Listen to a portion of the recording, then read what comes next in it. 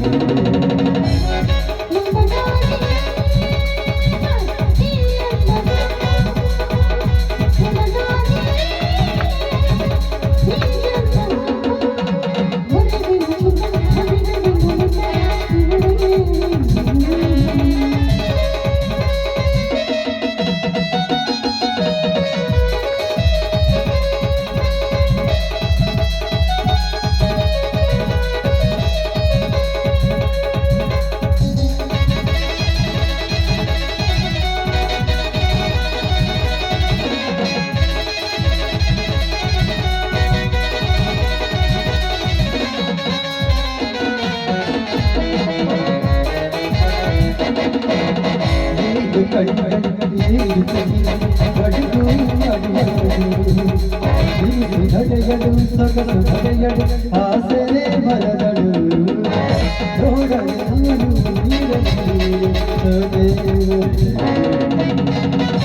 ನಿನಗಾಗಿಯೇ ಈ ಅಂದವು ನಿನಗಾಗಿಯೇ ಈ ಜನ್ಮವು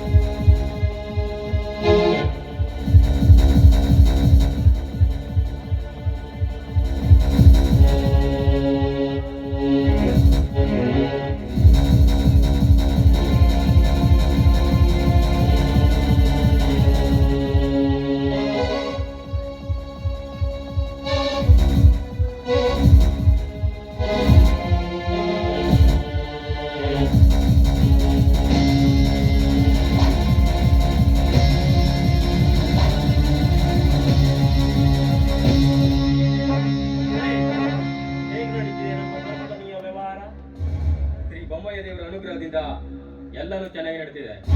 ಆದ್ರೆ ಕಳೆದ ಒಂದು ವಾರದಿಂದ ಕಾರ್ಮಿಕರೆಲ್ಲ ಧರಣಿ ಕೂತಿದ್ದಾರೆ. ಇದು ಹೀಗೆ ಮುಂದುವರಿದು ಹೋದ್ರೆ ನಮ್ಮ ಕಂಪನಿಯ ಮಾರುಕಟ್ಟೆ ಮೌಲ್ಯ ಕಡಿಮೆ ಆಗೋದಂತೂ ಗ್ಯಾರಂಟಿ. ಅದ್ಯಾವತ್ತೂ ಸಾಧ್ಯವಿಲ್ಲ. ಜಾಸ್ತಿ ಹೊರತು ಕಡಿಮೆ ಅಂತೂ ಅಲ್ಲ. ಎಲ್ಲಿಯ ಕಾರ್ಮಿಕರು ಹೊರಗಡೆ ಧರಣಿ ಕೂತಿದ್ದಾರೆ.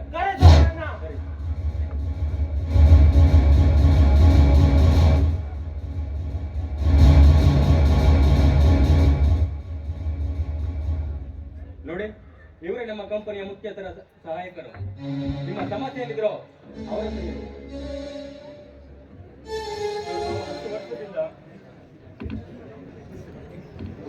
ನಿಮ್ಮ ಕಂಪನಿಯಲ್ಲಿ ನಿಯತ್ತಾಗಿ ಕೆಲಸ ಮಾಡ್ತಿದ್ದೀವಿ. ಒಂದು ಸಲ ರಜೆ ಅನ್ನೋದಿಲ್ಲ. ಅಪ್ಪ ಹಾಗೆ ಅನ್ನೋದಿಲ್ಲ ಸರ್. ಒಂದು ಸಲ ನೀವು ಸಂಬಳ ಜಾಸ್ತಿ ಅನ್ನೋದಿಲ್ಲ ಸರ್. ಕೊಟ್ಟ ಕಾಸಿಗೆ ಕೈಗೊಡ್ಬೇಕು ಸರ್. ನಮಗೂ ಕುಟುಂಬ ಇದೆ ಸರ್. ಹೇಗೆ ಸರ್ ಜೀವನ ಮಾಡಬೇಕು? ಬೆಳಿಗ್ಗೆ ಸೂರ್ಯ ಹುಟ್ಟೋಕ್ಕಿಂತ ಮುಂಚೆ ಕೆಲಸಕ್ಕೆ ಬಂದು ಕೆಲಸ ಮುಗಿಸಿ ಕುಡಿಲಿಕ್ಕೂ ಸಹ ಒಂದು ತೊಟ್ಟು ನೀರನ್ನ ಕೊಡ್ತಾ ಇಲ್ಲ ಸರ್. ಹೇಗೆ ಸರ್ ಜೀವನ ನಡೆಸುವುದು ನಾವು? ಹಾಗೆ ವಯಸ್ಸಾದವರು, ಹಿರಿಯರು, ಮಹಿಳೆಯ ಕಾರ್ಮಿಕರು ಕೂಡ ಇದ್ದಾರೆ. ಅವರಿಗೆಲ್ಲ ತೊಂದರೆ ಆಗ್ತಿದೆ ಸರ್. ಅಷ್ಟೇ ಅಲ್ಲ, ಈ ನಮ್ಮ ಕಂಪನಿಗಳಲ್ಲಿ ಯಾವುದೇ ಒಂದು ESI ಹಾಗೂ PF ಭತ್ಯೆಗಳು ದೊರಕ್ತಾ ಇಲ್ಲವೇ ಇಲ್ಲ. ಹಾಗೆ ಈ ಬೇರೆ ಎಲ್ಲ ಕಂಪನಿಗಳ ಈ ಎಲ್ಲ ಸೌಲಭ್ಯಗಳು ದೊರೀತಾ ಇದೆ. ನಮಗೆ ಯಾಕೆ ಈ ರೀತಿಯಾಗಿ ತೊಂದರೆ ಪಡ್ತಿದ್ದೀರಾ ಸರ್? ಓ, ಇದಾ ನಿಮ್ಮ ವಿಷಯ? ಆಯ್ತು, ನಾನು ನಮ್ಮ ದಣಿಗಳ ಹತ್ರ ಹೇಳಿ ಆದಷ್ಟು ಬೇಗ ನಿಮ್ಮ ಸಂಬಳವನ್ನ ಜಾಸ್ತಿ ಮಾಡಿ ಕೊಡುತ್ತೇನೆ. ಹಾಗೆ ಉಳಿದವುಗಳನ್ನ ನಮ್ಮ ಮ್ಯಾನೇಜರ್ ಸುರೇಶ್ ಹತ್ರ ಹೇಳಿ ಈಗಿಂದಲೇ ಮಾಡಿಸಿಕೊಡುತ್ತೇನೆ. ನೋಡಿ ಸುರೇಶ್, ಅವರ ಸಮಸ್ಯೆಗಳೇನೆಂದು ತಿಳಿದು ಈಗಿಂದಲೇ ಬಗೆಹರಿಸಿ. ಹಾಗೆ ಅವರ ಸಂಬಳದ ವಿಚಾರವನ್ನು ನಾನು ಜಯರಾಜ್ ಅವರ ಹತ್ರ ಮಾತಾಡಿ ಬಗೆಹರಿಸುತ್ತೇನೆ.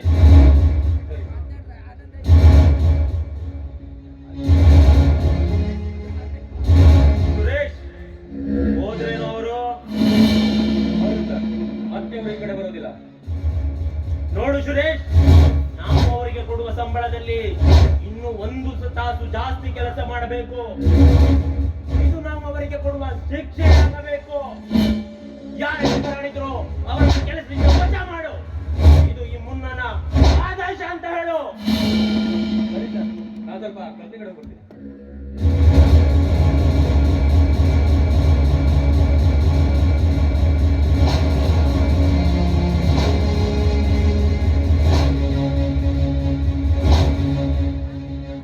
ಜಯರಾಜ್,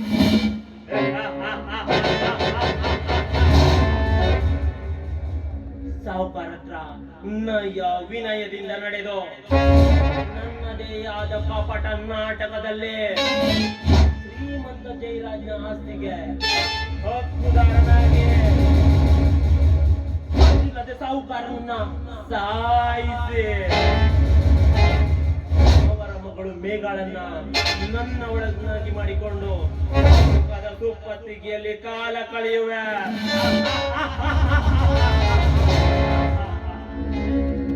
ಮೇಘ, ಏನು ನಿನ್ನ ಸೌಂದರ್ಯದ ರಾಶಿ! ಒಮ್ಮೆ ನೋಡಿದರೆ ಮತ್ತೊಮ್ಮೆ ನೋಡಬೇಕೆಂದೆನಿಸುತ್ತದೆ. ಹರೆಯದ ಬಯಕೆಗೆ ನಿನ್ನ ಬೆವರ ಪರಿಮಳ ಬೇಕಂತೆ. ಉಸಿರುಗಟ್ಟುವ ನಡು ರಾತ್ರಿಗೆ ಬೆಚ್ಚನೆ ಅಪ್ಪು ಸಾಕಂತೆ. ಹಾಗೆರದಿ ಬಾ, ಯೌವನದಲ್ಲಿ ಮಿಂದೇಳುವ ಚಂದಿರನು ನಾಚುವಂತೆ, ಬೆಳದಿಂಗಳು ಮೈ ಮರೆಯುವಂತೆ.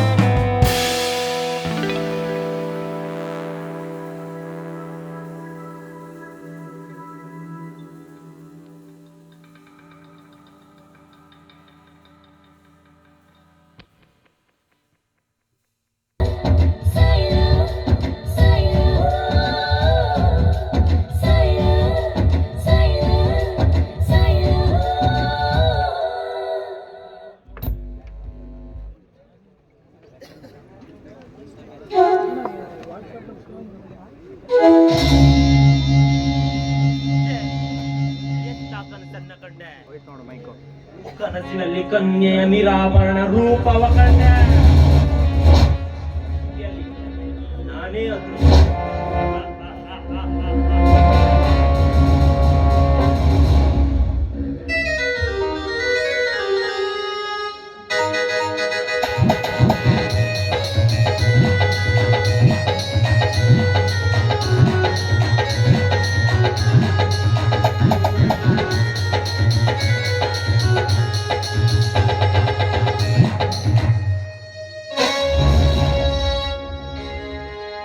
ಅಂತೂ ಇದ್ದು ಪರೀಕ್ಷೆ ಅಂತೂ ಮುಗಿದ್ದು ಇನ್ಮೇಲಿಂದ ಸ್ವಲ್ಪ ರಿಲ್ಯಾಕ್ಸ್.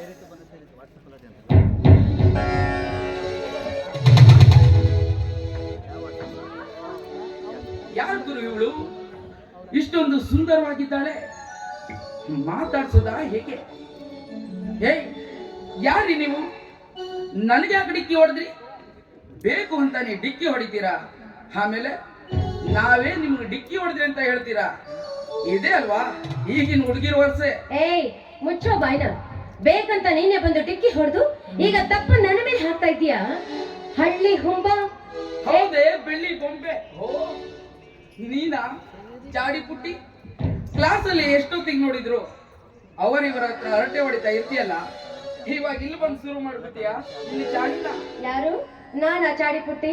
ನಾನಲ್ವ ಚಾಡಿ ಪುಟ್ಟಿ, ನೀನು ಚಾಡಿ ಪುಟ್ಟ. ನಿಮ್ಮ ವಂಶವೇ ಚಾಡಿ ಪುಟ್ಟ. ಲೇ ಸುಮ್ಮನಿರಲೇ. ಏನಂತೆ? ನನಗೆ ನನಗೆ ಲೇ ಅಂತ ಹಾಕ್ತೀಯಾ? ನಾನು ಯಾರಂತ ಗೊತ್ತೇನ ನನಗೆ? ನೀನ್ ಯಾರಾದ್ರೆ ನನಗೇನು? ನೀನೇನು ಅಂಬಾನಿ ಮಗಳ? ಇಲ್ಲ. ನಿಮ್ಮಪ್ಪ ಏನು ಮುಖ್ಯಮಂತ್ರಿನ? ಇಲ್ಲ. ಯಾವ್ದೋ ಕಿತ್ತೋಗಿರೋ ಮಿನಿಸ್ಟ್ರ? ಏ ಬೇಡ ನೋಡು, ನಮ್ಮಪ್ಪನ ಬಗ್ಗೆ ಕೇವಲವಾಗಿ ಮಾತಾಡ್ಬೇಡ. ನಮ್ಮಪ್ಪ ಅಂದ್ರೆ ಯಾರಂತ ತಿಳಿದುಕೊಂಡಿದ್ದೀಯೋ? ಈ ಊರ ಶ್ರೀಮಂತ ಜಯರಾಜನ ಮಗಳು ನಾನು. ಓ ಹೌದಾ? ಹಾಗಾದ್ರೆ ನಮ್ಮಪ್ಪ ರೈತ, ಸಾಹುಕಾರನ ಮಗಳಂತ. ಏನು ಬಡವ್ರ ಮೇಲೆ ದಿಮಾಕ? ಇವೆಲ್ಲ ನಮ್ಮ ಹತ್ರ ನಡೆಯಲ್ಲಮ್ಮ. ಏನೋ ನನಗೆ ಹೆದರ್ಸ್ತಾ ಇದೀಯಾ? ನನಗೆ ಹೆದರ್ಸ್ತಾ ಇದೀಯಾ? ಇಲ್ಲಪ್ಪ, ದಿಮಾಕ್ ಮಾತನಾಡೋರ್ಗೆ ಸ್ವಲ್ಪ ಬುದ್ಧಿ ಕಲಿಸ್ತಿದ್ದೀನಿ ಅಷ್ಟೇ. ಇರ್ಲಿ ಬಿಡು. ಅಂದಾಗೆ ನಿಮ್ದು ಊರ್ಯಾವುದು? ನನ್ನೂರ ಇಲ್ಲೇ ಪಕ್ಕದೂರು ಹೊನ್ನಾಳಿ. ಓ ಹೌದಾ? ಇವಳು ನೋಡ್ಲಿಕ್ಕೆ ಎಷ್ಟೊಂದು ಸುಂದರವಾಗಿದ್ದಾಳಲ್ಲ ಗುರು. ನನ್ನ ಪ್ರೀತಿ ವಿಷಯನ ಹೇಳ್ಬಿಡ್ತೀನಿ. ಹಾ ಮೇಘವ್ರೆ, ಏನು? Really I love you. ನೀವಂದ್ರೆ ನನಗೆ ತುಂಬಾ ಇಷ್ಟ ಕಣ್ರಿ. ಏನ್ ಹೇಳ್ತಾ ಇದ್ರಿ ನೀವು? ಇದಕ್ಕೆ ನಮ್ಮ ತಂದೆನೂ ಒಪ್ಪುವುದಿಲ್ಲ. ಈ ವಿಚಾರ ಏನಾದ್ರು ನಮ್ಮ ಅಪ್ಪನಿಗೆ ಗೊತ್ತಾದ್ರೆ ನನ್ನನ್ನ ಸಾಯಿಸಿ ಬಿಡ್ತಾರೆ ಅಷ್ಟೇ. ಅವರು ಸಾಯಿಸೋಕ್ಕಿಂತ ಮುಂಚೆ ನೀನು ನನ್ನನ್ನು ಸಾಯಿಸಿಬಿಡು. ನೀನು ಇಲ್ಲಂದ್ರೆ ನಾನು ಸತ್ತೋಗ್ಬಿಡ್ತೀನಿ ಮೇಘ, ಸತ್ತೋಗ್ಬಿಡ್ತೀನಿ. ಶಂಕರ್, ನಿನ್ನನ್ನ ನೋಡಿದಾಗಿಂದ ನನಗೆ ಏನೋ ಒಂದು ತಳಮಳ. ನಿನ್ನನ್ನು ಪ್ರೀತಿಸಿ ನನ್ನ ಮನೆಯ ಸತಿಯನ್ನಾಗಿ ಮಾಡಿಕೊಳ್ಳಬೇಕೆಂಬ ಆಸೆ ಕಣೆ. ಶಂಕರ್, ಏನ್ ಹೇಳ್ತಾ ಇದ್ರೆ ನೀವು? ನಿಮಗೆ ಯಾವ ರೀತಿ ತಿಳಿಸಿ ಹೇಳ್ಬೇಕು ನನಗೊಂದು ಗೊತ್ತಾಗ್ತಿಲ್ಲ. ಇದಕ್ಕೆಲ್ಲ ಮೊದಲೇ ನಮ್ಮ ಅಪ್ಪ ಒಪ್ಪೋದಿಲ್ಲ. ಅಷ್ಟು ಮೇಲೂ ನನ್ನ ಮೇಲೆ ನಿಮಗೆ ಪ್ರೀತಿ ಇದ್ದಿದೆ ಆದ್ರೆ ನೀವೇ ನಮ್ಮ ಅಪ್ಪನನ್ನು ಒಪ್ಪಿಸಿ. ನೋಡು, ಪ್ರಾಣ ಬೇಕಾದ್ರೂ ಕೊಡ್ತೀನಿ, ಆದ್ರೆ ನಿನ್ನನ್ನು ಮಾತ್ರ ಬಿಟ್ಟುಕೊಡಲ್ಲ. ಸಮಯ ಸಿಕ್ಕಾಗ ಖಂಡಿತ ಬಂದು ನಿಮ್ಮಪ್ಪನ ಒಪ್ಪಿಸ್ತೀನಿ. ಅಲ್ಲಿ ತನಕ ನೀ ನನ್ನ ಕೈ ಬಿಡಲ್ಲಂತ ಮಾತು ಕೊಡು ಮೇಘ. ನಾನು ಕೂಡ ನಿಮ್ಗೆ ಮಾತು ಕೊಡ್ತಿದ್ದೀನಿ. ನಾನು ಯಾವತ್ತೂ ನಿಮ್ಮ ಕೈ ಬಿಡೋದೇ ಇಲ್ಲ, ಆಯ್ತು? ಇನ್ಮೇಲಿಂದ ನಾನು ಯಾವತ್ತಿದ್ರು ನಿನ್ನವನು, ನೀನ್ ಯಾವತ್ತಿದ್ರು ನನ್ನವಳು. ನಿಜ ಶಂಕರ್, ಆದ್ರೆ ನಮ್ಮ ಅಪ್ಪನನ್ನ ಕಂಡ್ರೆ ನನಗೆ ತುಂಬಾ ಭಯ. ಯಾಕೆಂದ್ರೆ ಅವರ ವಿಷಯ ನಿಮಗೇನು ಗೊತ್ತಿಲ್ಲದ ವಿಷಯ. ಅದೆಲ್ಲ ಈಗೇಕೆ ವಿಚಾರ ಮಾಡ್ತೀಯ? ಪ್ರೀತಿ ಮಾಡಬಾರದು, ಮಾಡಿದರೆ ಜಗಕ್ಕೆ ಹೆದರಬಾರದು ಅನ್ನೋ ಹಾಡೇ ಇಲ್ವೇ? ನೀವೇನ್ ಹೇಳೋದು ನಿಜ ಇದೆ, ಆದರೆ ಎಂಬ ಅಪಸ್ವರ ಏಕೆ? ನನ್ನ ನಿನ್ನ ಮನಸ್ಸು ಒಂದಾದ ಮೇಲೆ ನಮಗೇಕೆ ಭಯ? ಭಯ ದೂರ ಮಾಡು. ಇಂಥ ಸಂತೋಷದ ಸಂದರ್ಭದಲ್ಲಿ ಒಂದು ಸುಂದರ ಸುಮಧುರ ಗೀತೆಯನ್ನ ಹಾಡಬಲ್ಲೆಯಾ? ಸರಿ, ನಿಮ್ಮ ಸಂತೋಷನೇ ನನ್ನ ಸಂತೋಷ.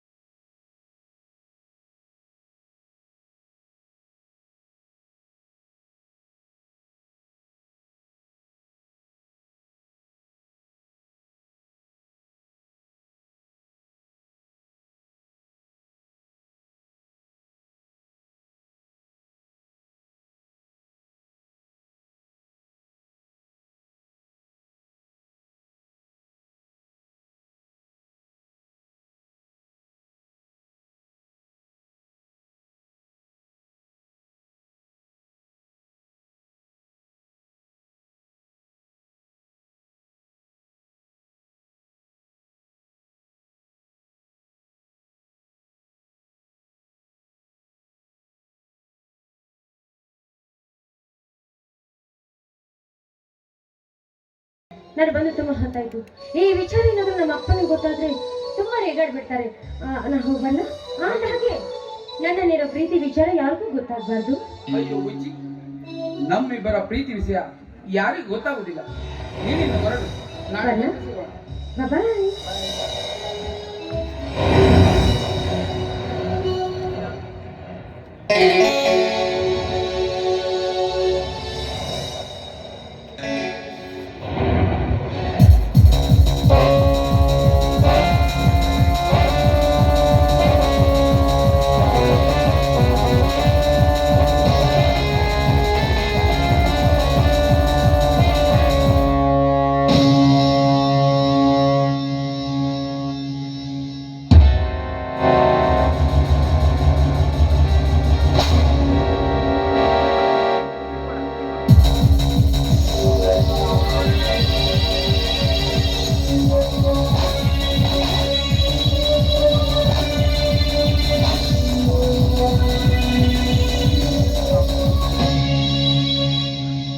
ಓ, ಆ ವಿಷಯ ಇಲ್ಲಿಗೆ ಬಿಟ್ರೆ ದೊಡ್ಡ ವಿಷಯವಾಗುತ್ತೆ.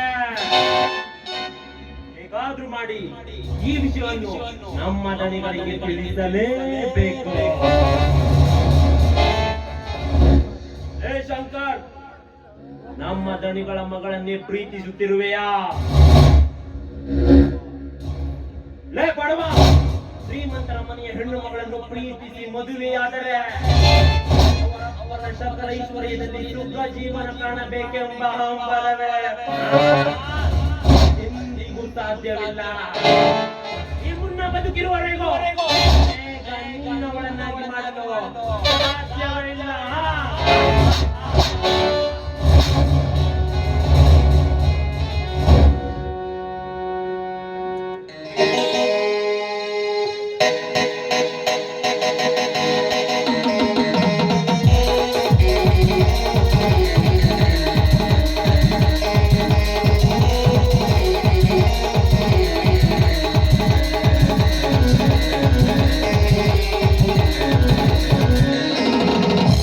ಕಲಾಭಿಮಾನಿಗಳಲ್ಲಿ ಸವಿನ ವಿನಂತಿ.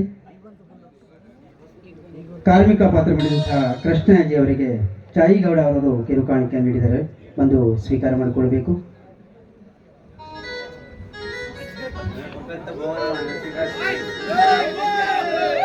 ಅವರ ಕೊಟ್ಟಂತ ಬಹುಮಾನವನ್ನು ಸ್ವೀಕರಿಸಿದ್ದೇನೆ.